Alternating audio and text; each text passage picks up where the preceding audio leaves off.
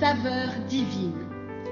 Cette bonne nouvelle du royaume sera prêchée dans le monde entier pour servir de témoignage à toutes les nations. Alors viendra la fin.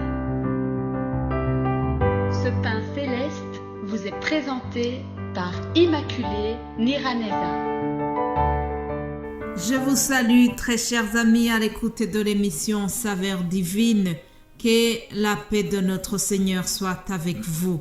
Rendons grâce au Seigneur qui nous donne encore la vie aujourd'hui.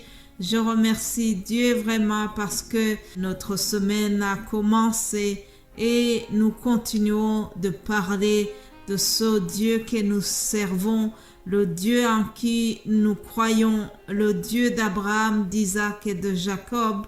C'est un Dieu qui est saint. Alléluia. Il nous a créés en son image. Dans le livre de Genèse, premier chapitre déjà, au verset 26, nous voyons comment Dieu a décidé de créer l'homme à son image.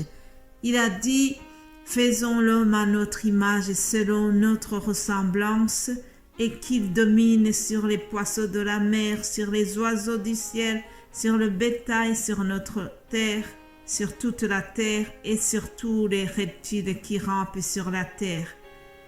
Dieu créa l'homme à son image, il le créa à l'image de Dieu. Il créa l'homme et la femme.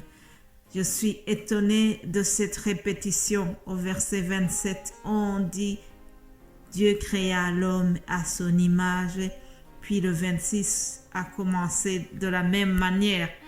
Si Dieu nous a créés à son image, c'est parce qu'il veut aussi que nous lui ressemblons. Dieu est saint et il souhaite, il désire que nous vivions aussi dans la sainteté. Est-ce possible de vivre dans la sainteté? Ce n'est pas parce que quelqu'un est mort qu'il devient saint. Non, la sainteté, on y travaille de son vivant. Mais avant de continuer, posons-nous cette question. C'est quoi être saint? C'est quoi la sainteté que Dieu nous demande? Il faut d'abord noter que dans cette notion de sainteté, il y a le fait d'être mis à part, être séparé du monde, en tout cas avoir des points de vue qui sont différents de notre monde. Alors, vous pouvez me dire, est-ce que cela veut dire que nous allons vivre sur une île déserte et ne pas vivre dans le monde? Non, il ne s'agit pas de cela. Pensez à une parole que nous trouvons dans 2 Corinthiens 5, 17 qui nous dit que lorsque quelqu'un est en Christ, il devient une nouvelle créature. Les anciennes choses sont passées. Et voilà, les choses deviennent nouvelles. Donc, tout commence par la conversion, l'acceptation de Jésus-Christ dans ta vie. Lorsque Jésus-Christ vient dans notre vie, alors c'est déjà le début de la sainteté. On décide de vivre autrement.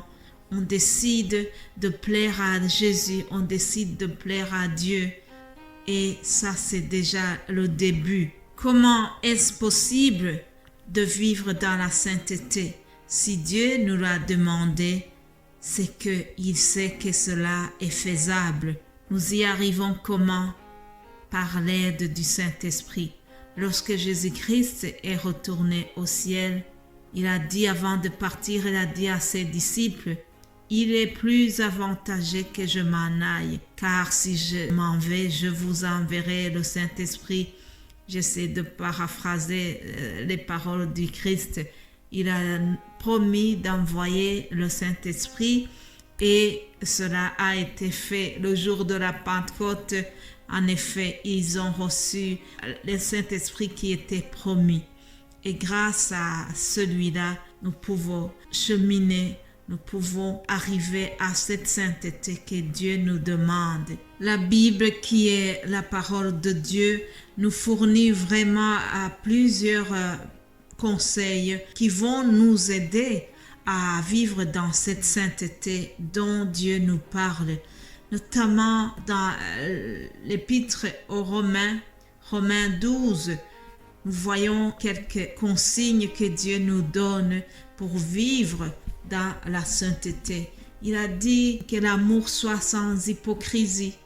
Ayez le mal en horreur. Alléluia. Nous devons refuser le mal, détester le mal, chers amis. Attachons-nous fortement au bien.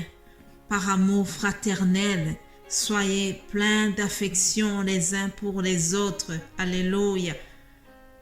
Par honneur, usez de prévenance réciproque.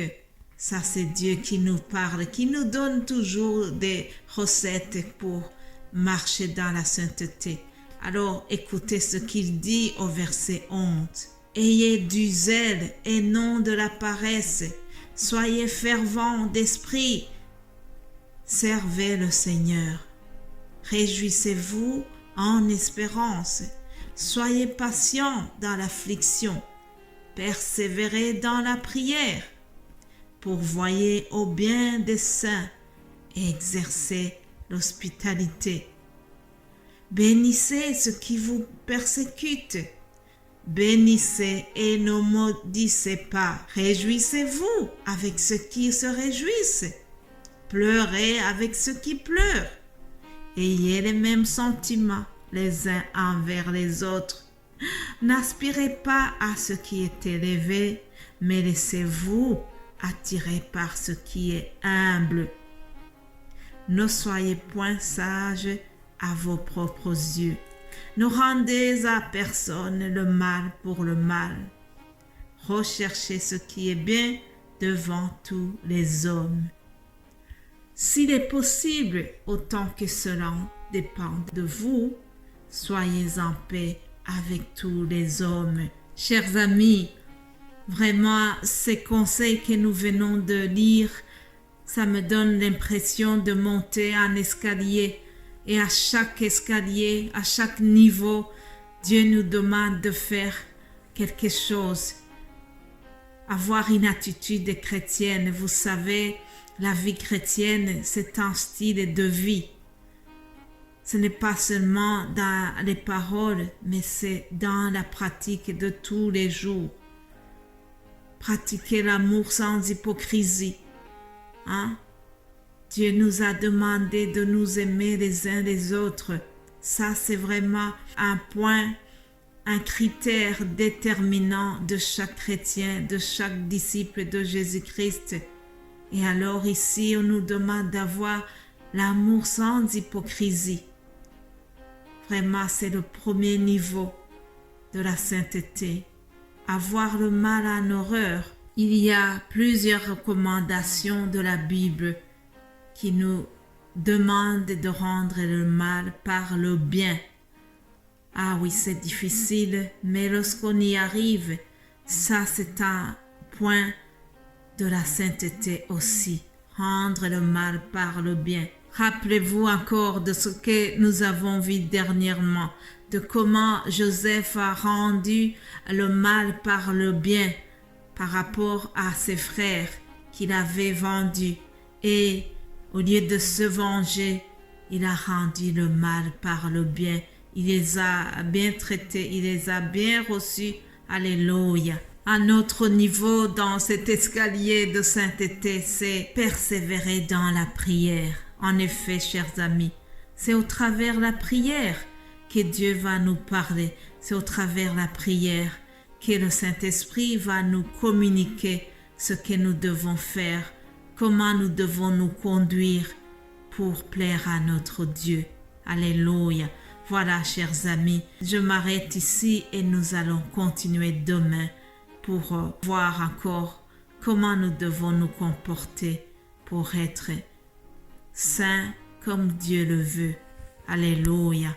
Saint-Esprit de Dieu, toi notre conseiller, je t'en prie, je te supplie de venir à notre secours. Viens nous aider afin que mon frère et ma sœur qui viennent d'écouter ce message, que nous puissions tous ensemble avoir les mêmes sentiments qui étaient en Jésus-Christ.